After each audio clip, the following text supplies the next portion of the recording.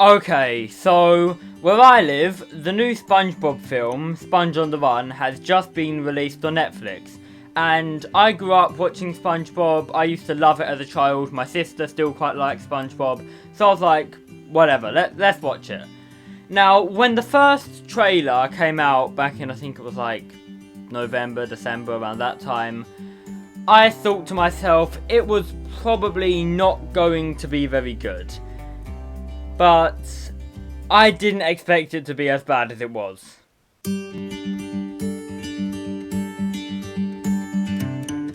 Having grown up watching SpongeBob a lot, I knew when the character was declining in quality in the TV shows.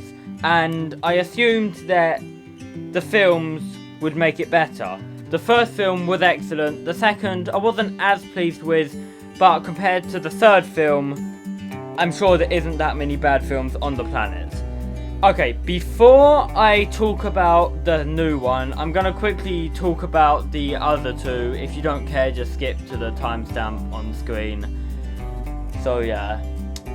Okay, if you're still here, you care about my opinion for the other two. So, as I said, when I was younger, I used to watch SpongeBob a lot, okay? And the first film was, and still is, excellent. I used to watch it all the time when I was younger, up until I was about maybe 6 or 7. I kind of completely didn't. I lost all care for SpongeBob, okay, back then, and I didn't watch it.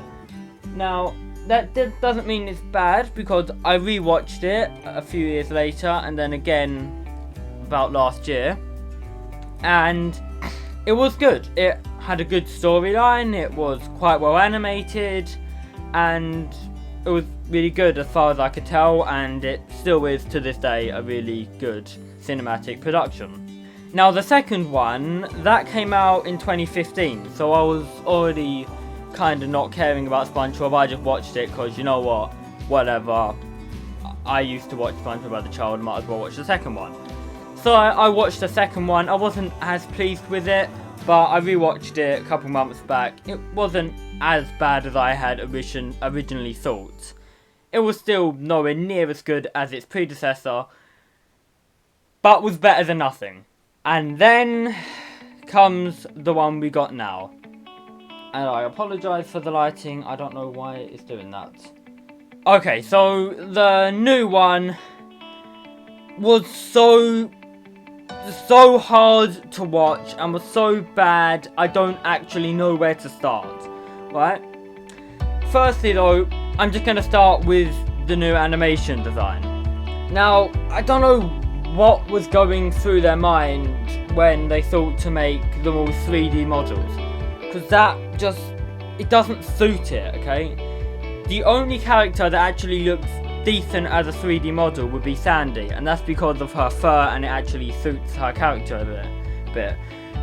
But all the other characters, it just doesn't work. The whole 3D thing doesn't work. I wish they just animated it in 2D.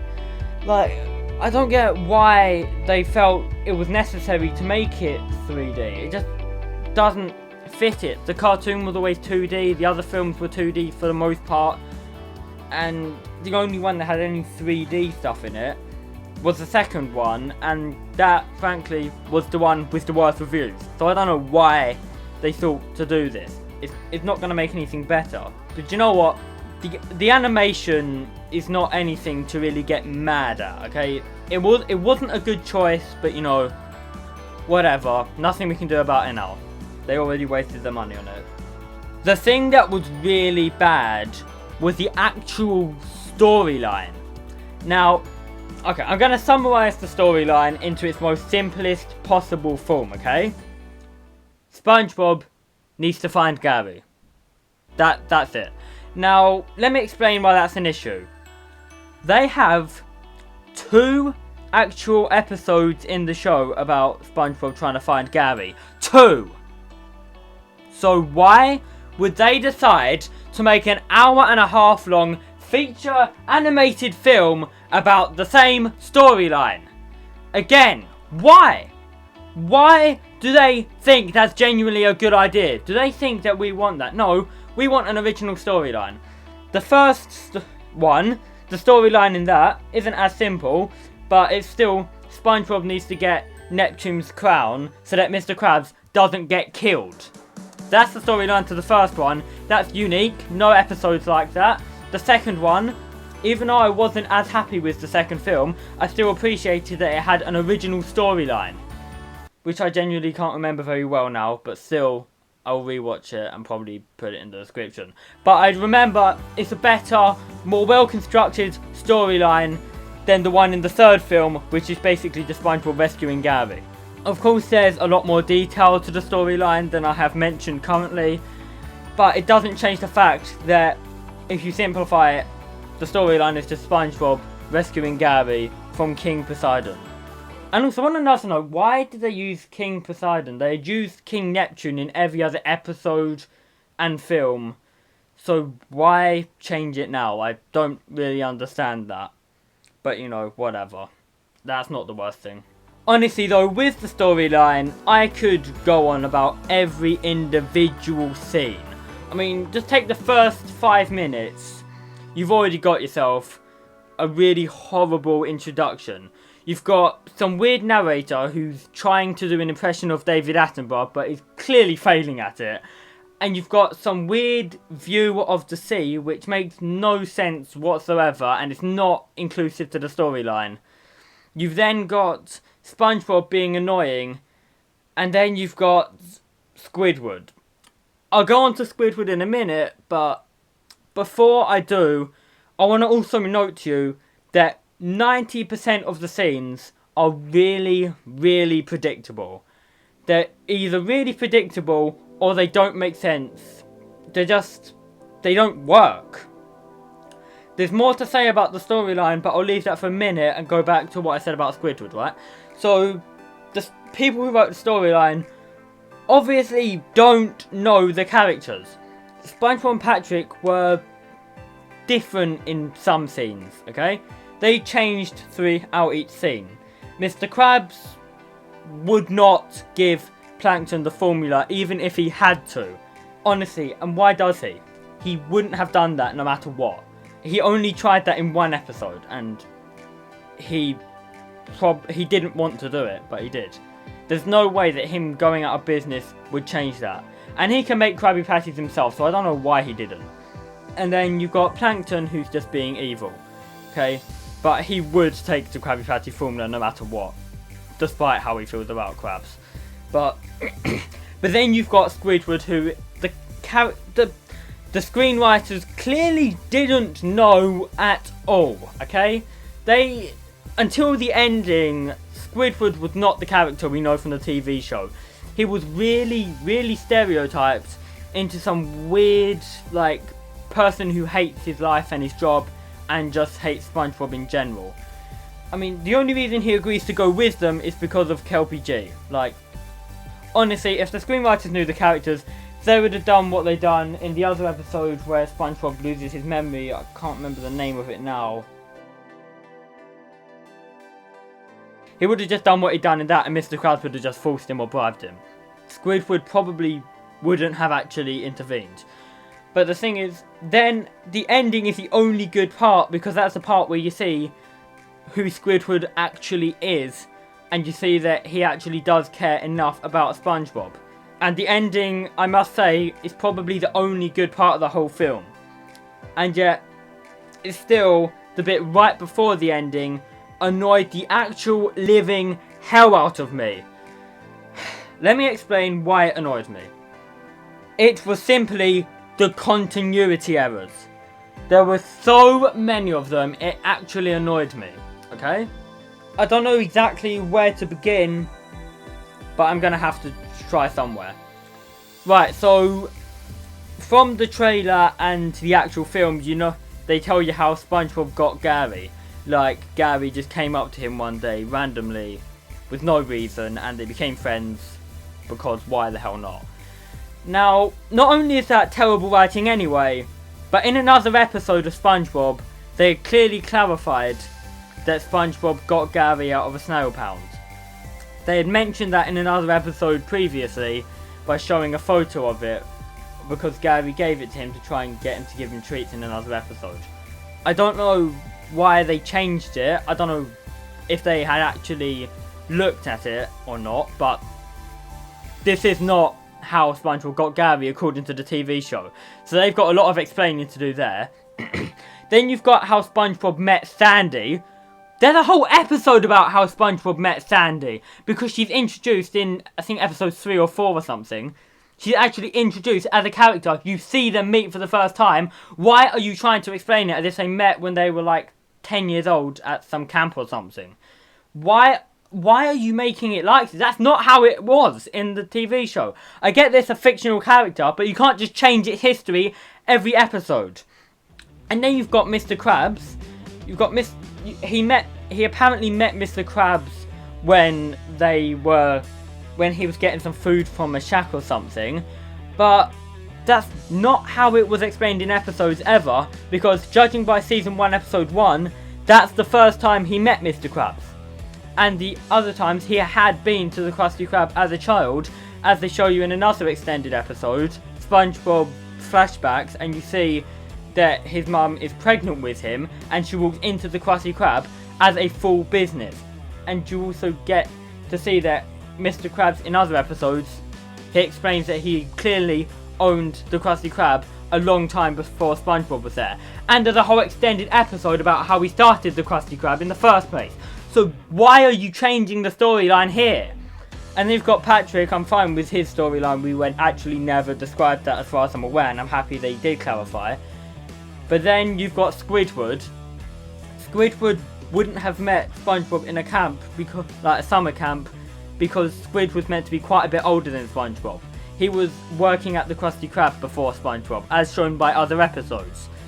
And in other episodes, it's also clarified that Squidward didn't know SpongeBob until SpongeBob moved next door to him when a pineapple fell onto his garden. So clearly Squidward did not know SpongeBob, and all them stories are complete. I'm not going to say it, but they're made up. They're not true at all. They are a waste of time. And also the flashbacks were just, in general, there were too many of them in the same scene. It didn't work. Okay. There were also some other random scenes that didn't make sense or just weren't very good. Like, for example, when they're in the night outfit, they're all running about, but you see inside the suit as well, and they don't look crowded at all. The dimensions don't make sense. But, you know, it's a fictional world, so I'm not going to bother talking about that. You also have the weird cowboy dancing scene, which the cowboy zombie pirate things, you have them dancing. That scene didn't really make any sense to me. I'm like, why is this important? They're in a dream anyway. They're dreaming. If they don't like it, they can just wake themselves up. Why are they dealing with it? They're in a dream. They can just wake themselves up just by wanting to. And if they can't, then I don't know why they can't. Can't you wake yourself up? If you know you're in a dream, can you wake yourself up on command? Because I can. Like, am I weird for being able to do that? Whatever. They should be able to wake themselves up pretty easily. I don't know why they don't, to be very honest. As I've mentioned earlier, the ending of the film was pretty much the only bit that actually made me smile. And that's because they got the king to realise that his looks don't matter. Now, that would have been good, but they hadn't really built up to it at all, really, if you know what I mean. There's no actual morality behind it. There's no reason for it, besides to get Gary back, which seems kind of weird to me how they did it that way. So, for example, the first film, he gets denied to be the manager of the second Krusty Krab because he's a kid. So he goes out and be very courageous and proves that him being a child, technically in human years, is not a reason to deny him anything, because he can still be responsible despite his age. That's a good character arc to have, and a good storyline with a good message behind it. The second one, even though I have said before, second movie, not as good as the first one, but still, it shows the power of being a team, and Plankton, over the course of the film, gets shown what a team is, and learn how to be part of one. This film, SpongeBob rescues Gary because the king's using Gary as a makeup sponge, and then tells the king, Poseidon or whatever the hell his name is, that your looks don't matter. But the thing is, there's not been anything building up to that. There's no reason behind telling him that, besides that he obviously cares about his looks too much. And I agree, your looks don't matter very much at all, really. It's more about the way you actually present yourself as a person. But the thing is, there's no real building up to this character. The only building up you get is the scene at the beginning where you see that he's clearly very self-conscious about the way he looks. But then instantly, by SpongeBob telling him that his looks don't matter, by the snap of a finger, he's suddenly thinking, oh yes, my looks don't matter, I'm going to be free now. That is some really bad character making. For God's sake, the people who wrote this clearly don't know how to make a film in general, let alone one that's had 20 years of TV show building up the characters for them to work on. It annoys me how they even let them be a part of it. And you can't go telling me that the continuity errors were deliberate and that it's not linked to TV show at all, because it clearly is by the amount of references they put in there. Like, you might think I didn't notice them, but I noticed a lot of references to the TV show episodes in there. So I know for a fact that they clearly used them and acknowledged them, but they just didn't choose to actually agree with anything they said. Look, I want to say though, I do want to apologise to all the animators and sound designers and editors who obviously put a lot of effort into trying to make this as good as they did.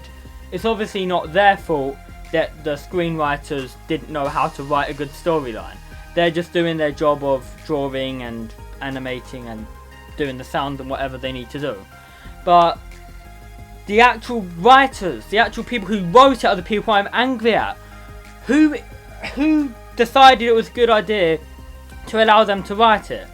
And if it was Steven Hillenburg who actually came up with the idea for the film, honestly mate, I'm surprised he went through with it.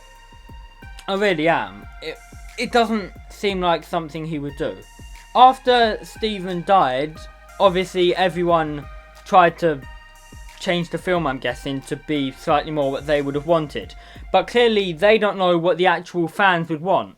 Obviously it would be entertaining for a child to watch it, but for someone who grew up watching SpongeBob as a child, the new film is just insulting to watch.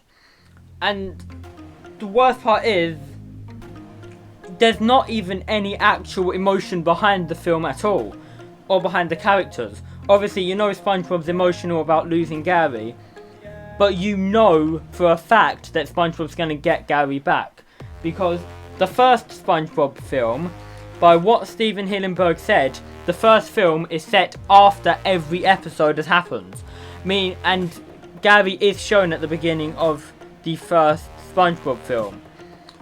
And knowing that, you know that SpongeBob's going to get Gary back somehow, you're just wondering how. But in all honesty, who the hell cares? We've seen Gary go missing in 2 other episodes, why do we care now? Most of the people who do care are going to be young children who haven't seen the other film and have just seen a few episodes.